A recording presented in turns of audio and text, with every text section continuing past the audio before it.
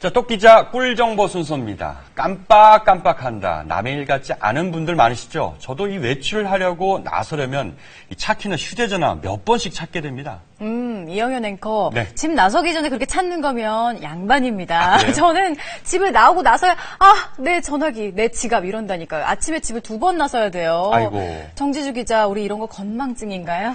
네, 누가 건망증 더 심한 거 한번 내기해볼까요? 네? 휴대전화 들고 네.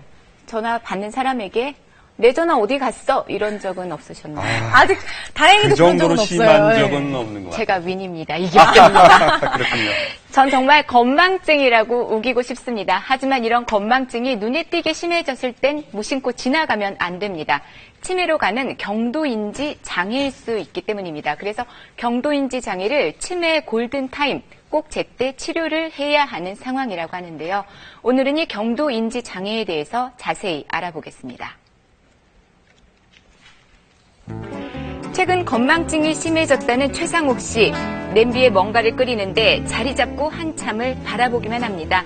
왜 그럴까요? 음식을 올려놓고 화장실 가거나 청소를 하면 음식을 올려놨다는 걸 깜빡하는 거예요. 몇 번 냄비를 태운 적이 있어서 다 끓일 때까지 지키고 이렇게 앉아 있어야 돼요. 최 씨가 늘 사용하는 물건은 놓는 자리가 따로 정해져 있습니다. 휴대전화는 거실 탁자, 가방은 안방 문 앞, 안경은 침대 머리맡에 둡니다. 정해진 곳에 두지 않으면 이렇게 하루 종일 찾기 일쑤입니다. 여기 있네. 이뿐만이 아닙니다. 반복되는 일은 물론 공과금 내는 날짜, 약속까지 거의 모든 일정을 휴대전화에 저장합니다.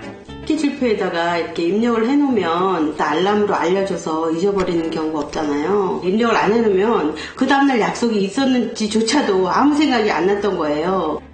휴대전화 알람도 모자라서 거실에 칠판까지 마련했습니다. 여기에는 시간까지 자세히 적어둡니다.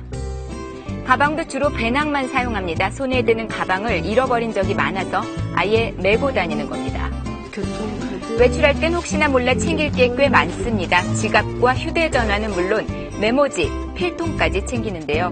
배터리 물건은 없는지 몇 번이고 확인해야 마음이 놓입니다. 드디어 문을 나서는 최상욱 씨. 그런데 놓고 온 물건이 있어서일까요? 다시 집으로 들어갑니다. 휴대전화를 챙기고도 깜빡했습니다. 이 정도면 단순 건망증 같아 보이질 않네요. 내 나이가 50대 초반인데 왜 이렇게 깜빡거리는 게 많은지 치매가 아닌가 걱정이 많이 돼요. 그래서 한 치매 전문 병원을 찾았습니다. 우선 건망증과 치매로 가는 전 단계인 경도인지 장애, 그리고 치매를 어떻게 구별하는지 알아봤습니다. 어떤 물건을 어디다 두고 깜빡 잊고 안 가지고 왔는데 그 상황조차 까마득하게 잊어버리는 것을 치매라고 볼 수 있습니다. 경도인지 장애라고 하는 것은 이 건망증과 그 치매의 중간 정도의 단계입니다. 시간, 공간, 상황에 대한 어떤 인지 기능이 예년에 비해서 자꾸 떨어질 때 의심할 수가 있습니다. 총 4가지 검사를 통해 최 씨의 상태를 살펴봤습니다. 일상생활 수행 능력과 기억력을 알아보는 선별검사, 뇌의 활동이 활발한지 아닌지를 확인하는 뇌파검사, 그리고 적외선 체열검사를 통해 뇌로 혈액순환이 원활하게 되는지를 살펴보고 마지막으로 자율신경계의 이상 여부를 알아보는 말초혈관 순환검사까지 마쳤습니다. 예상대로 경도인지 장애였네요. 뇌파검사 결과 기억에 도움이 되는 연두색 알파파보다 집중력이 떨어졌을 때 나오는 검붉은색 델타파가 많았습니다. 이 델타파는 잠들었을 때 나오는 뇌파와 비슷합니다. 그리고 뇌 쪽으로 혈액순환도 원활하지 않았습니다. 갱년기가 되면서 여성 호르몬 수치가 급격하게 떨어지다 보니까 치매를 막아주는 보호인자 역할을 해주던 에스트로겐이 제 역할을 못하기 때문에 기억력이 급격히 떨어지게 되고 경도인지 장애의 증상도 이 무렵에 많이 발생하게 될 수가 있습니다. 경도인지 장애 진료 환자 수는 최근 6년간 5배나 증가했습니다. 자, 어떻게 하면 이 경도인지 장애 극복할 수 있을까요?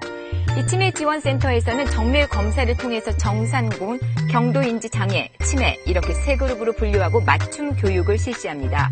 경도인지 장애 그룹 수업에 들어가 봤는데 한창 수업이 진행되고 있었습니다. 한번 잘 보시고 이따가 찾아주시면 돼요. 1분 동안 4개의 그림을 보여준 후 2개의 그림이 바뀐 종이를 다시 배부합니다.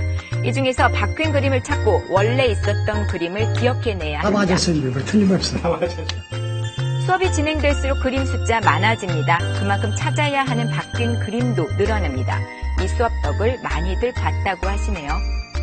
그전에는 전철을 타고 내리면은 이게 어떤 쪽으로 집을 가야 되는지 몰라가지고 지금은 내리면 일로 가는 게 우리 집 가는 거구나. 이게 한 1년 하다가 보니까 깜빡깜빡 하던 그 자체도 아주 좋아진 것 같아요.